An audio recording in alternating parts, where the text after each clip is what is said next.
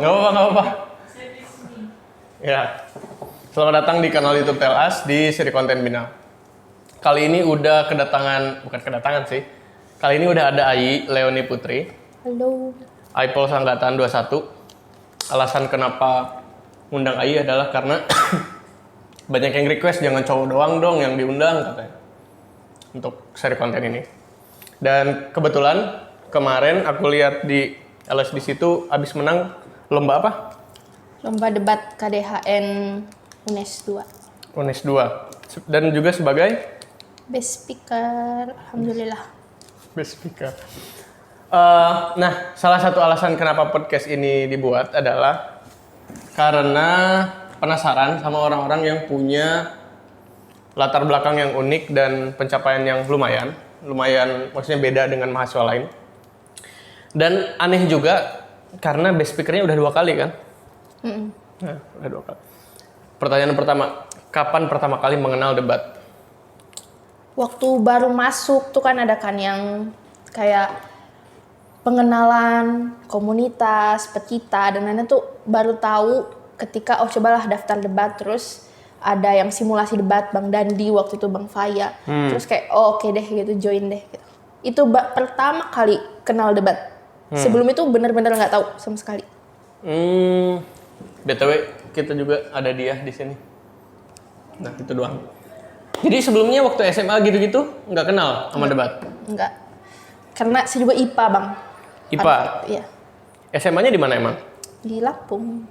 Maksudnya SMA negeri kah? Atau apakah? SMA Perintis 2 Bandar Lampung. Apa itu? Maksudnya boarding Swasta. atau Enggak biasa? biasa aja. Nggak ada komunitas debat di sana? Nggak ada. Kayak nggak ada deh. Nggak ada. Berarti emang nggak pernah ikutan debat dong sebelumnya? Nggak pernah. Waktu dikenalin lewat tampil debat tuh di mana? Maksudnya pas Mataf kah? Atau pas kapan? Bang Dandi sama Bang Afai itu? Pas kita udah daftar LS di sini. Kan ada tuh rangkaian buat masuk komunitas kan. Nah, biasanya mereka tuh memperkenalkan gitu, ada simulasi debatnya. Di situ pertama kali benar-benar ngeliat, oh ini debat gitu. Pertama kali lomba debat kapan? Pertama kali lomba debat ULM. ULM tuh 2022. 2022, berarti setahun setelah masuk ya? Ya. Menang atau kalah itu? Kalahnya di mana? Kalahnya di penyisian. Waktu itu kayak pertama kali lomba, terus bener-bener yang dari yang nggak tahu kan. Jadi kayak masih disuapin sama Bang Dandi gitu. Kayak ini materinya, ini kamu ngomong ini ya. Terus nanti kalau misalnya interupsi ini ya gitu. Jadi kita kayak bener-bener nurut sama Bang Dandi yang pengalaman juga sih. Tapi yang memang kenapa ya Bang, kayak menurut saya kalau misalnya lomba pertama kali sama yang kedua, yang ketiga tuh beda. Kalau lomba pertama kali tuh kita masih sombong gitu. Iya po. Gimana tuh sombongnya? Sombongnya tuh kayak, wih kerenan kita daripada dia gitu. Dia tuh lawan. Jadi misal udah lomba nih, terus kita tuh merasa kita tuh keren. Jadi ketika kita tahu kita nggak lulus ke babak penyisian tuh kita yang, masa iya sih gitu, kayak ada rasa nggak percaya. Terus? Nggak percaya yang kayak, kerenan kami gitu. Kerenan kami. Terus ini bukan saya doang, ini Vita juga. Karena waktu itu saya juga kan lomba sama Vita. Kita orang baru pertama kali, terus yang kayak, kerenan kita daripada si M gitu. Waktu lawannya Medan. Oh, Medan. Medan tuh apa ya? Medan tuh, aduh apa ya? Jauh banget Medan. Pokoknya Universitas Medan. Itu online waktu itu? Online. Di sini juga kayaknya lombanya. Oh, di ruangan ini?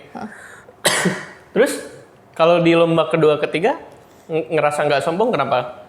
Karena kita nyari sendiri, kita tuh merasa oh ini kekurangan kita di sini. Kan tadinya kan kita cuma disuapin kan, kayak ini materinya, kamu cari ini, kamu bahas ini gitu. Terus di lomba kedua, ketiga tuh yang benar-benar lepas dari Bang Dandi, terus kita cari sendiri materinya, kita belajar sendiri, ngomongnya harus gini, interupsinya harus gini. Jadi kita ngerasa ya kita kurang gitu. Kita banyak kurangnya. Udah berapa kali ikut lomba berarti? Yang di FH tuh ada yang Milad. Ya, Milad ke-40 itu. Milad, ULM, Brawijaya, Andalas, Jana Badra, UNES 6. 6 kali. Yang menang berapa kali? Andalas sama UNES 2, sama yang Milad tuh pernah juga. Kalau aku lihat kan, setauku ya, ngelihat beberapa video debat tuh kan ada tiga juru bicara disebutnya atau apa? Pembicara. 3 pembicara. Ada pembicara 1, pembicara 2, pembicara 3. Bisa dijelasin nggak bedanya yang ke 1, kedua, ketiga tuh apa? Jadi 3 pembicara tuh punya porsinya masing-masing. Jadi walaupun kita satu mosi, kita tuh dibagi. Misal pembicara pertama tuh dia khusus untuk mengenalkan latar belakangnya, backgroundnya gitu. Mendefinisikan sebenarnya mosi ini nih definisinya apa sih gitu. Poin yang mau kita perdebatkan nih apa. Terus backgroundnya tuh kenapa sih bisa muncul mosi ini. Terus kenapa sih kita bisa mendukung atau menolak mosi ini. Itu porsinya pembicara pertama. Jadi dia tuh kayak masih general. Tapi yang udah menunjukkan bahwa ini nih alasan pentingnya kenapa kita mendukung atau menolak gitu. Sisanya itu bakal dilanjutin sama pembicara 2 sama pembicara 3. Pembicara 2 tuh mungkin lebih bahas kalau debat hukum ya. Kayak ini loh yuridisnya tuh gini gitu. Kalau misalnya pembicara 3 sosiologisnya nih gini. Jadi kita tuh pembicara 2 dan ketiga tuh lebih ngejelasin spesifiknya gitu. Dari pembicara pertama tuh yang umum, 2, 3 lebih spesifik. Iya. Gimana? Ada ininya nggak kayak kan bertiga tuh, berarti pasti bagi ke peran pembicara 1, 2, 3. Ada kriteria khusus nggak bahwa orang yang kayak gini tuh lebih tepat di pembicara 1, orang yang kayak gini tuh lebih tepat di pembicara 2 atau pembicara 3? Kayaknya sih nggak ada ya, cuman kalau misalnya orangnya pede untuk diinterupsi, karena kadang-kadang tuh kita tuh kayak kalau ada diinterupsi tuh blank, bener-bener blank yang kita mau nyampein apa kita blank, lebih baik di pembicara pertama aja gitu. Tapi nggak menutup kemungkinan dia bisa juga pembicara kedua, kan tuh tergantung latihan. Jadi emang dari awal udah ditentuin, misal nih mau lomba A misalnya. Tapi emang pas persiapan pun kita udah memposisikan diri sebagai pembicara 1, 2, 3 gitu. Iya, kebanyakan sih gitu. Jadi kalau misalnya baru bentuk tim ya, misal nanti kan pembicara 1 ya gitu. Jadi kita langsung belajar ke spesifikasinya pembicara 1 aja gitu. Itu juga dia kemarin, kan dia pembicara 1. Oh, dia pembicara 1. Kau pembicara berapa emang? 2. Biasanya best speaker di pembicara ke? Best speaker tuh semua pembicara tuh berkesempatan, Bang. Untuk jadi best speaker? Best speaker. Dinilainya dari apa itu? Kurang tahu sih, mungkin nilai per pembicara yang lebih besar gitu. Terus diakumulasi semua, terus yang paling besar tuh yang best speaker. Jadi kadang-kadang bukan di juara 1, juara 2-nya yang best speaker, bahkan yang nggak masuk juara pun dia bisa best speaker gitu. Kalau misalnya nilai dia benar-benar besar. Individualnya dia Individualnya. Ya berarti? Kayak top skor di bola gitu ya? Iya. Nggak tahu kalau di bola gimana. Ya kan, top skor di bola tuh belum tentu yang mencetak gol terbanyak, timnya menang. Kayak gitulah. Siapa lawan terberat di debat saat ini? Sebenarnya belum pernah ketemu sih. Cuman udah kelihatan sombong. Belum pernah ketemu sama dia. Belum. Iya, tapi dia tuh udah wah gitu. Kita ngedenger namanya juga wah gitu. Undip. Pernah bertanding nggak? Kalau bertanding sama Undipnya belum pernah.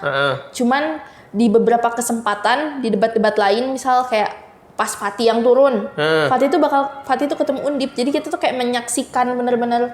Oh, dia bermain. Dia sama Undip, Bang Bayu juga kemarin dia ketemu Undip. Dan kalah juga. Iya, mereka keren banget. Siapa nama? Maksudnya masih angkatan 21 kah atau udah 20 dia? Bang, kalau Undip tuh, kalau saya perhatiin dia tuh bahkan angkatan 23-nya tuh udah sebagus itu, Bang. Oh, jadi bukan individu, tapi lebih ke Undipnya. Iya, Undipnya. Apa yang menarik? Juga kalah. Maksudnya yang, ini mah Undip nih, Undip udah pasti kayak gini. Apa ya, Bang? Biasanya tuh kita punya ciri khas kan penyampaiannya.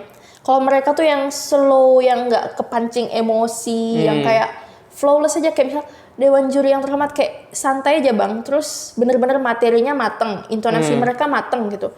Terus manner mereka juga tuh mateng banget. Kalau misalnya UI kan tipikalnya yang kadang meledak-ledak gitu kan. Jadi kalau Undip nih perfect, tiga aspek dalam perdebatan tuh perfect banget. Bahkan anak yang baru pun itu udah setara sama anak yang 21 gitu. Jadi emang disiplin ya? Ada komunitas debatnya berarti mereka? Ada. Namanya apa? Apa Boy? LSTC juga, Po? Nggak tahu? Nggak tahu, tapi bagus mereka tuh. Kalau katanya Bang Bayu sih, mereka tuh kayak mentoring dari awal gitu. Jadi emang didampingi banget gitu ya? Kenapa masuk Fakultas Hukum, Ai? Karena saya tuh nggak tahu mau masuk apa. Jadi emang nggak ada target di awal? Maksudnya Nggak ada. biasanya kan kalau anak SMA tuh udah kebayang tuh mau jadi apa atau mau kuliah apa. Saya tuh justru malah nggak ada bayangan Bang. Jadi waktu itu saya sempat ikut bimbel kedokteran juga. Waktu SMA? Iya. Nah, oke. Terus bimbel kedokteran, terus orang-orang kan udah menetapkan visi misi mereka kan, kedokteran di UMB, kedokteran Purwakarta, ada pokoknya banyak lah gitu kan, Unisba gitu. Kalau saya sendiri tuh yang kayak saya mau masuk apa ya gitu.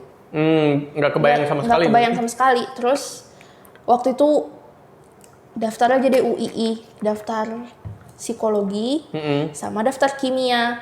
Itu kan bukan lewat jalur tes ya Bang, kayak yang rapor tuh. Terus keterima.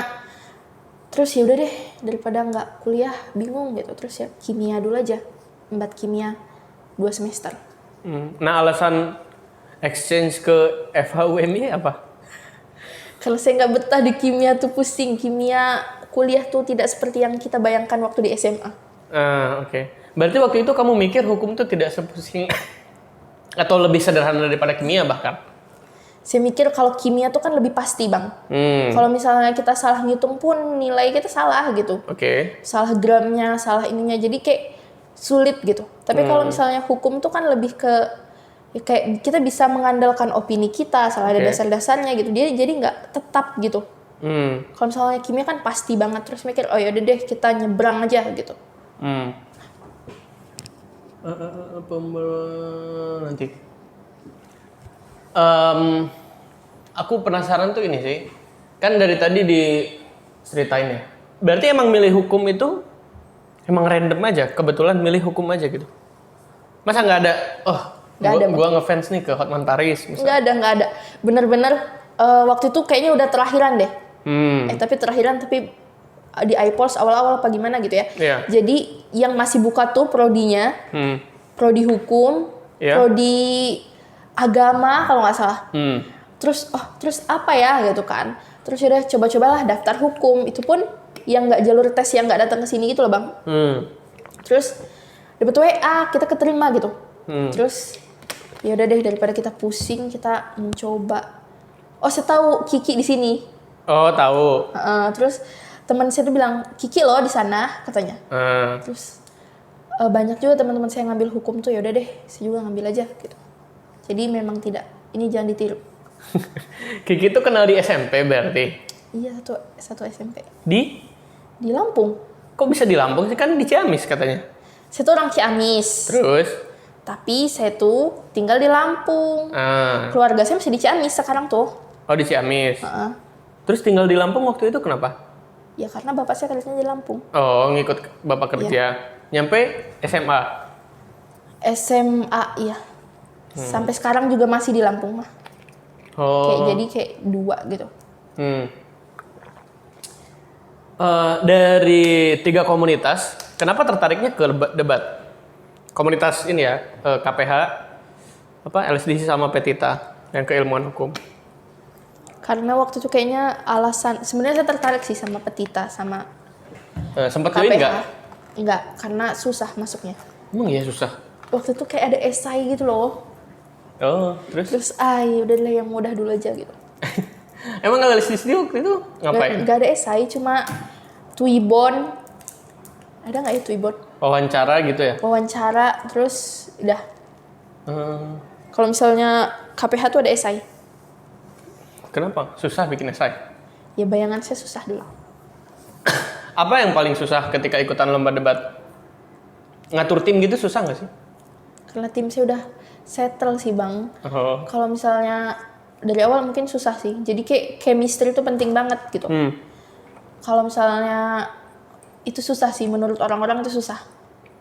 Kayak tim-tim yang nggak settle, kayak dia bisa kemana aja tuh, menurut saya peluang untuk dapat chemistry-nya tuh kecil gitu. Jadi chemistry penting? Penting dong. nomor 1 tuh. Pernah ada dalam situasi di mana teman setimnya, aduh ini susah nih gitu, malah jadi beban? Bukan beban sih, tapi pernah kayak chemistry-nya tuh kayak turun aja tiba-tiba. Kan kita udah waktu setim sama Rian, Ai dia sama Rian, kita kan setim, udah biasa setim gitu. Terus Rian tuh ada kesibukan lain.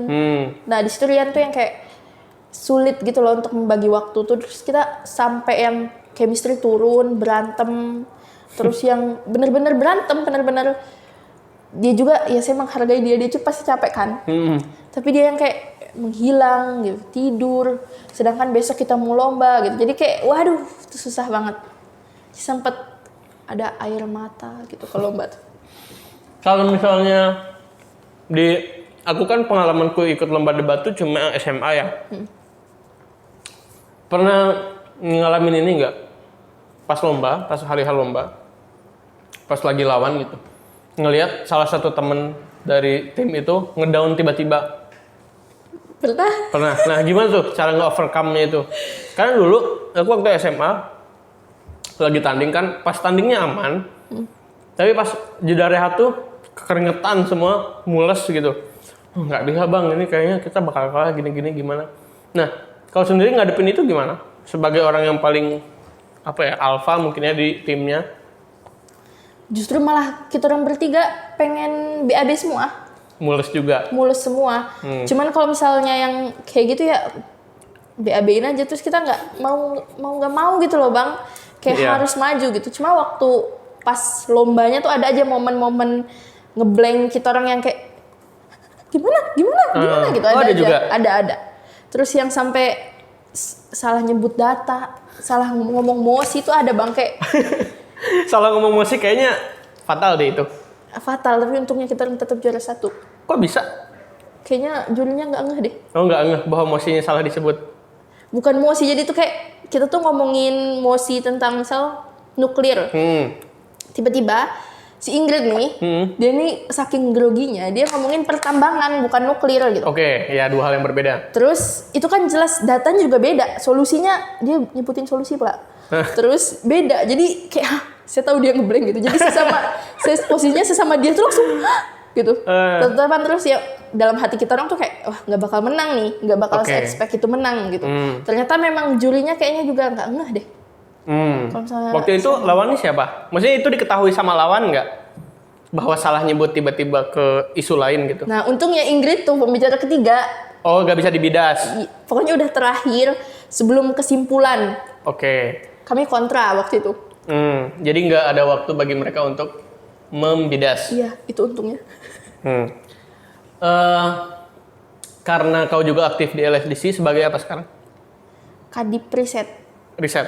Seberapa penting eksistensi komunitas untuk bikin orang mau ikutan lomba?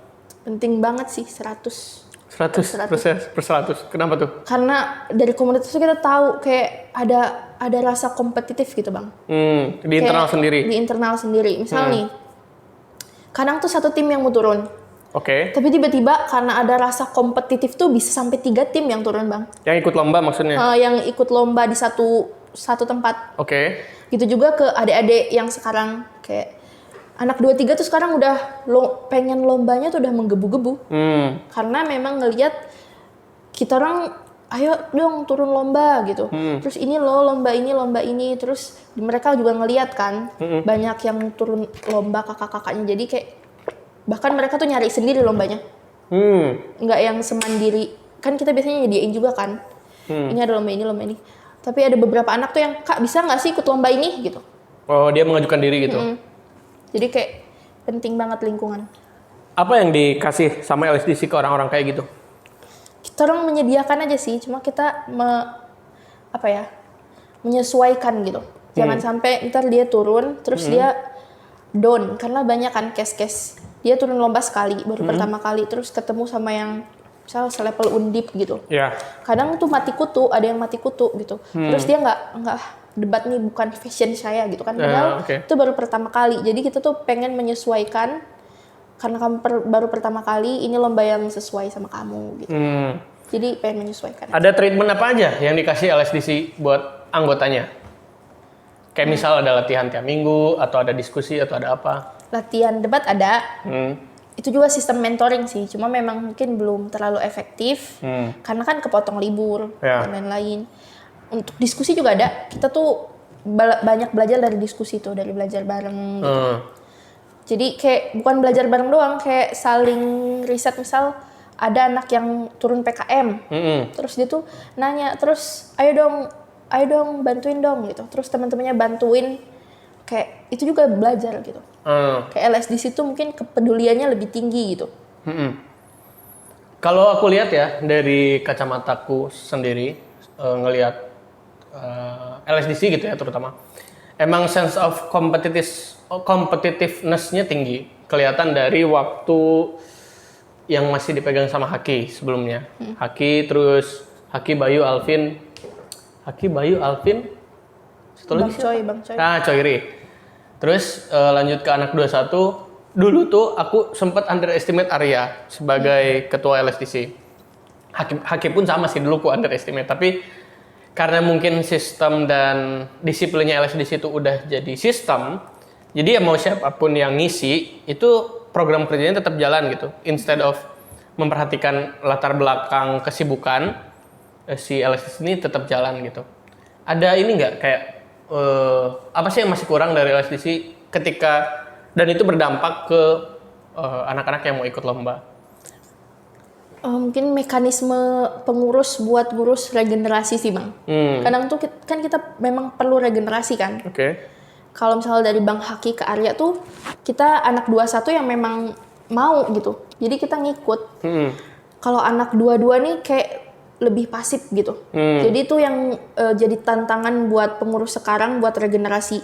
Karena memang kita yang harus ngedorong ayo dong gitu ke anak dua-duanya. Sedangkan di kita juga untuk mekanisme regenerasi itu masih bertentangan. Arya pengennya regenerasinya tuh gini gitu. Tapi beberapa pengurus lain nggak cuma gitu loh gitu. Itu yang jadi masalah bener-bener masih jadi perdebatan.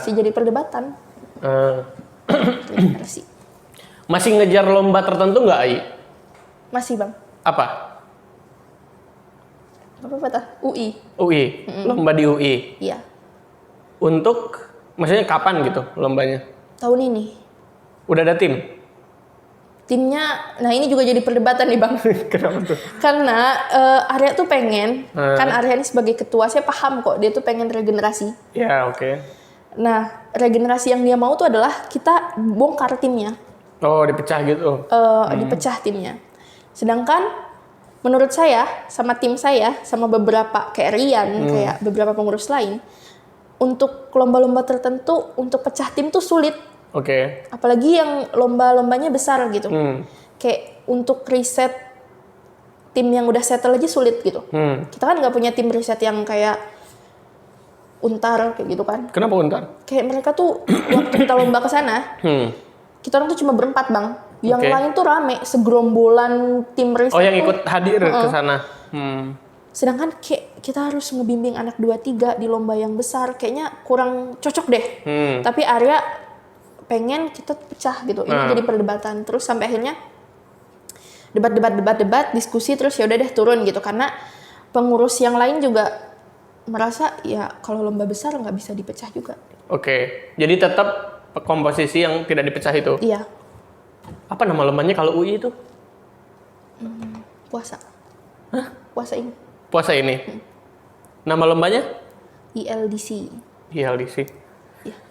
Nah, aku sebenarnya mau ngobrolin satu chunks obrolan lagi tentang debat pilpres. Udah ini belum? Udah menentukan paslon belum? Sudah. Oh, sudah. Boleh di-spill nggak? Kalau nggak apa-apa. Boleh. Oh, nomor 1. Iya. Karena kemarin aku tuh kan ngikutin debat pilpres dari awal ya. Dari yang 2024. Ngelihat tren pasca debatnya, itu kayaknya orang nggak ngerti. Iya, Bang.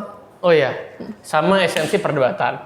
Dulu, aku tuh punya stance, punya prinsip bahwa dalam debat, itu kita tuh jangan terlalu berkutik atau terlalu memperhatikan etika dalam perdebatan, sopan santun dan lain-lain.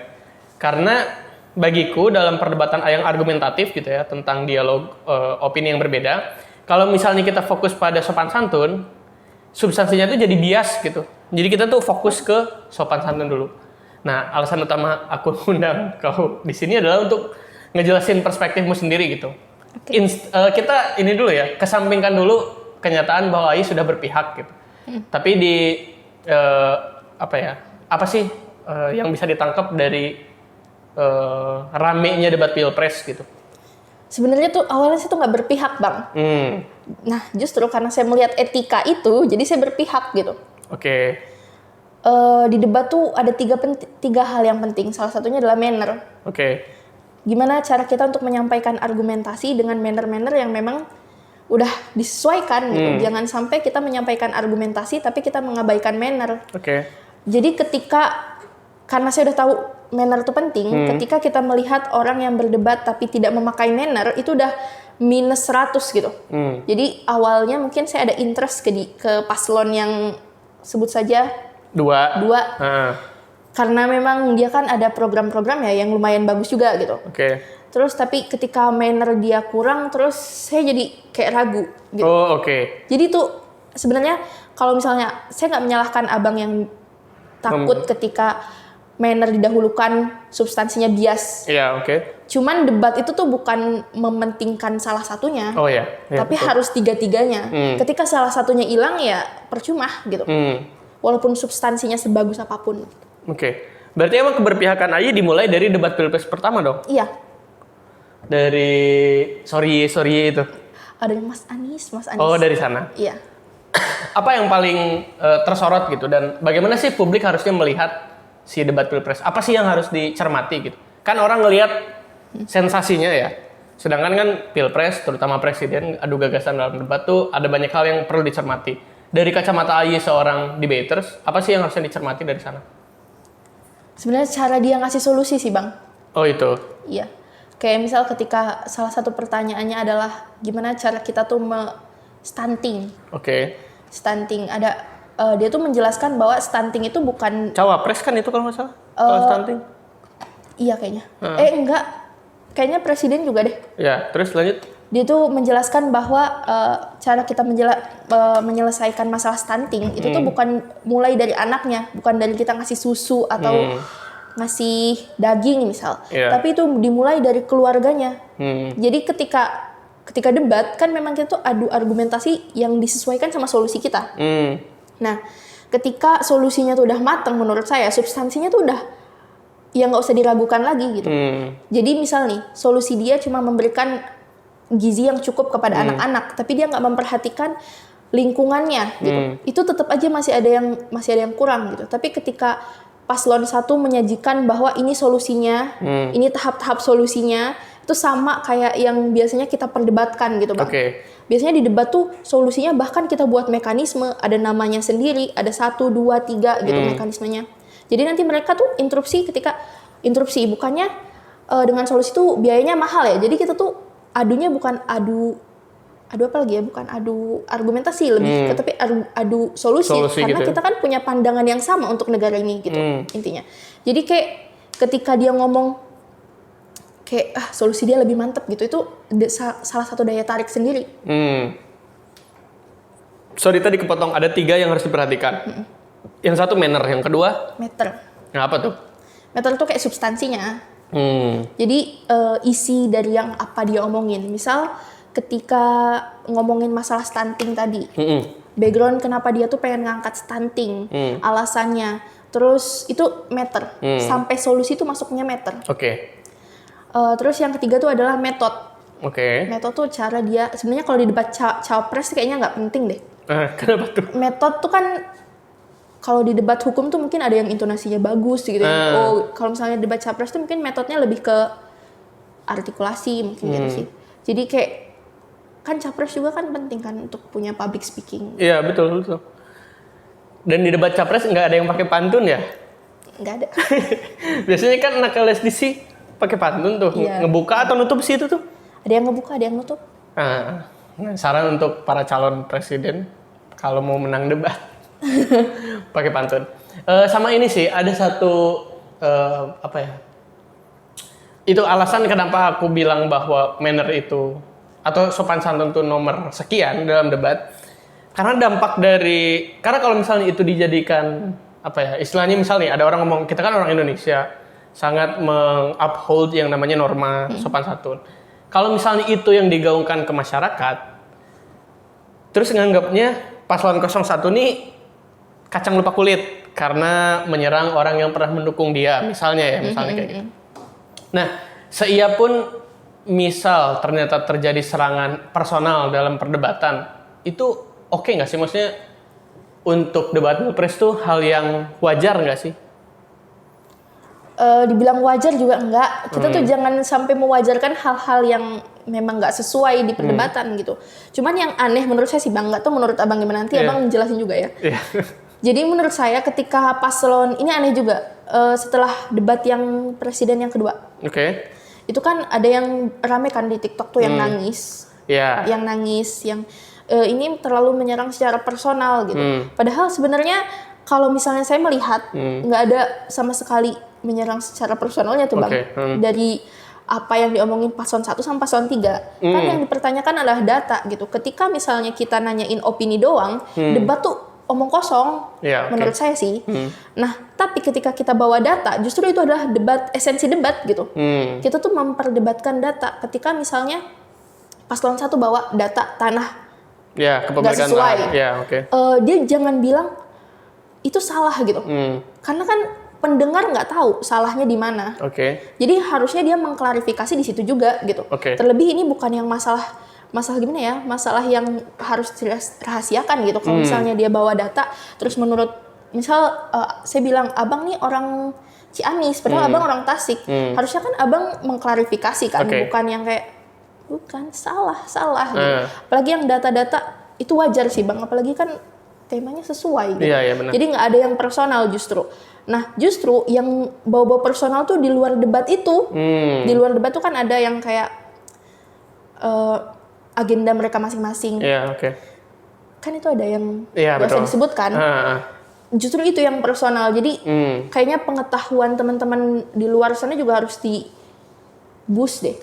Tentang esensi debat, personal yang maksudnya di personal tuh gimana gitu. Menurut Abang itu bawa personal? Udah aku jelasin di postinganku yang terbaru di IG. Jadi gini, aku mendefinisikan yang pertama sebagai stance dulu ya. Aku nggak peduli kalau orang mau pakai cara ad hominem dalam debat. Aku nggak dalam koridor yang ini boleh, ini nggak boleh, nggak. Tapi ada konsekuensi terhadap setiap pilihan orang yang menggunakan cara tersebut dalam perdebatan. Contoh gini maksudku ya. Misal di lomba debat itu nggak ada aturan boleh bawa laptop atau nggak boleh bawa laptop. Tapi ketika dia tampil bawa laptop dan lawannya tidak bawa laptop, publik bisa nilai. Berarti yang lebih capable dan advance adalah mereka yang nggak bawa laptop. Sama halnya dengan konteks nyerang personal atau enggak. Penyerangan personal tuh bagiku jangan dilarang. Tapi tentu ada konsekuensi bagi orang yang menggunakan cara itu. Nah, balik lagi ke konteks pilpres tadi, aku mendefinisikan personal itu gini. Ketika si A melakukan sebuah tindakan atas kuasanya yang telah diberikan oleh negara, itu bagiku bukan personal. Tapi kalau misalnya dia melakukan sesuatu tersebut tanpa menggunakan kelengkapan negara, itu bagiku personal. Nah, konteksnya ini di paslon 02 Pak Prabowo Subianto, itu kan kepemilikan lahan. Aku mendefinisikan itu sebagai penyerangan personal karena dia mendapatkan lahan tersebut bukan karena dia Menhan, tapi karena dia Prabowo. Cuman isu kepemilikan lahan itu isu publik. Orang tuh harus mau dibahas masalah itu. Terus muncul nih selentingan info bahwa kalau misalnya disandingkan dengan TNI yang tidak punya rumah dinas lebih dari 50% kalau nggak salah. Ya udahlah, Pak Anies rumahnya dikasih ke orang. Nah, itu beda lagi tuh. Itu tuh bukan masalah tempat tinggal. Toh Pak Prabowo kan nggak tinggal di 500.000 lahan yang dia punya gitu. Sedangkan kan kalau rumah benar-benar lahan privat. Nah, cuman gini, aku tuh ngelihat bahwa kebenaran yang kita anggap melekat pada diri kita itu nggak bisa secara sporadis disampaikan melalui cara-cara yang sarkas gitu. Paham. Kenapa? Karena ternyata ceruk yang harus kita educate, ini bukan berarti orang yang pilih Pak Prabowo tidak teredukasi ya. Tentu kita punya alasan masing-masing gitu. Iya, benar. Cuman ketika perdebatan nih, sudut pandang orang terhadap melihat debat tuh bagiku ada standarnya gitu. Untuk melihat substansinya kayak gimana. Nah, ketika aku ngelihat tren ada orang yang nangisin Pak Prabowo di dalam debat, aku mikir oke, nggak bisa nih ngasih tahu mereka dengan cara-cara yang misal nih ngata-ngatain mereka bodoh atau gimana gitu. Karena kalau dikatakan demikian, mereka makin enggan, makin nggak mau mendengarkan apa yang mau kita sampaikan gitu. Nah, balik lagi ke konteksnya di Pilpres, memang betul Pak Anies itu ofensif. Wah, itu full attack gitu dari awal, nggak ngasih celah untuk tidak dia gunakan untuk menyerang. Nah, itu bagiku sebagai orang yang nonton debat lah, itu bagus. Maksudnya bukan hal yang apa ya, harus dikasihani. Misal nih, kita ambil ilustrasi lain. Orang ikutan tinju, kepukul berdarah, ya konsekuensi dong. Bener. Bukan malah, wah ini kasihan, kok malah ditinju sampai berdarah, nggak bernorma banget gitu. Padahal yang namanya medan tinju, salah satu konsekuensinya adalah terpukul dan berdarah. Sama dengan debat. Debat itu kan konsekuensinya adalah argumentasimu keliru, apa yang kamu lakukan tidak tepat. Dan ya udah, itu konsekuensi gitu. Nggak bisa dikatakan sebagai ini kasihan atau enggak gitu. Pun ketika ada masalah ya, ketika ada perdebatan bahwa isu ini adalah rahasia negara, kalau misalnya isu tentang pertahanan keamanan itu adalah isu rahasia negara, jangan dijadiin topik debat dong. Bener. Jangan dijadiin sebuah tema besar yang akan kita perdebatkan gitu. Justru dengan KPU menentukan bahwa ini tuh adalah tema dalam sebuah perdebatan bagi orang yang mau mimpin satu negara, ya ada berarti celah-celah yang memang bisa diperdebatkan gitu. Itulah kenapa Pak Ganjar kan sangat-sangat kayak bos yang tegas ya. Saya butuh hari ini, katanya. Datanya keluarkan. Terus malah ngajak staf Pak Prabowo untuk maju ke depan gitu. Iya, saking dia nggak mau kan. Iya, saking dia nggak mau dan nggak bisa. Itu sih. Paham. Jadi kayak menyayangkan nggak sih Bang? Kayak banyak pemilih-pemilih tuh yang alasannya tuh nggak make sense. Apalagi pemilih muda. Misal pemilih muda alasannya kasihan, atau bapak ini udah berapa kali nyalon nggak kepilih, atau gemoy. Kayak saya menyayangkan, walaupun memang diperbolehkan alasan apapun untuk memilih gitu, tapi saya menyayangkan aja. Terlepas saya dari memilih paslon 01 ya, saya tuh nggak mengejudge yang milih paslon 03, paslon 02, selama alasannya tuh ya make sense gitu. Tapi di TikTok tuh saya sangat menyayangkan, kayak nangis, ujung-ujungnya dia ngomongin personal yang kayak bahkan calonnya juga ngomongin goblok gitu kan. Itu saya sangat menyayangkan. Seharusnya ketika dia sebagai calon pemimpin, dia tuh menunjukkan bahwa kriteria dia sebagai pemimpin gitu ya. Jadi kayak kurang lah gitu. Ditambah lagi pendukung-pendukung yang, apalagi yang kaum muda nih sangat disayangkan. Entah ini buzzer atau gimana ya. Saya juga nggak tahu gitu. Kan kita seharusnya sebagai kaum muda tuh lebih update daripada orang-orang yang mungkin lebih tua daripada kita gitu. Kita megang HP, kita punya internet gitu. Kita bisa cek rekam jejaknya, alasannya misalnya gitu. Terus ketika kita cuma ngelihat potongan video debat terus nangis tuh sangat disayangkan. Bahkan saya juga sempat kayak ngomenin teman saya yang buat status gitu. Oh, ada? Ada, dia nangis. Dia nangis. Tapi nangisnya tuh bukan ngomong gitu. Terus dia ngomong kayak, debat kok ngomongnya gitu sih. Gitu. Debat ini kan masalah negara gitu. Dia kayak ngomong, seharusnya mereka tuh nggak berencana untuk ngeroyok gitu. Dia seolah-olah paslon 03 dan 01 meroyok gitu. Terus saya komenin Bang, benar-benar saya komenin, maksudnya apa? Kamu tahu nggak esensi dari debat? Saking saya tuh nggak sukanya sama orang yang seperti itu. Iya, sebenarnya sangat pelik ya. Aku tuh nyadar bahwa aku tuh sangat, bukan kuno ketinggalan info karena aku nggak punya TikTok. Paham. Tapi pas lihat IG, bentar ini kok apa sih gitu yang jadi masalah gitu. Ternyata ngelihat selentingan di IG, di Twitter gitu. Oh, ternyata ada orang yang emang merasa bahwa perdebatan kemarin itu melukai diri mereka gitu. Yang paling sangat-sangat mengecewakan sih. Jadi kan ada salah satu pendukung yang bilang bahwa aksi Kamisan itu adalah dagangan politik lah. Paham. Terus komentarnya gini, ada video Ibu Sumarsi. Ibu Sumarsi itu kan inisiator gerakan aksi Kamisan yang nyari anaknya karena hilang. Oh, kayaknya saya baru lihat deh tadi. Nah, masa komennya itu, ibu ini kemana aja sih katanya. Terus ngapain sih ibu-ibu tiba-tiba nyerang Pak Prabowo?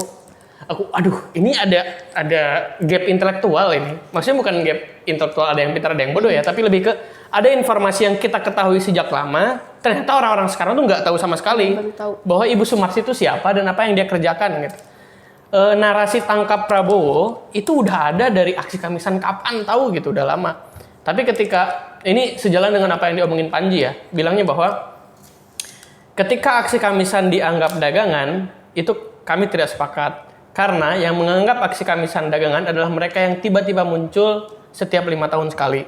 Paham. Nah, jadi ini kayaknya harus ada pola penyampaian aktivisme yang lebih masif gitu.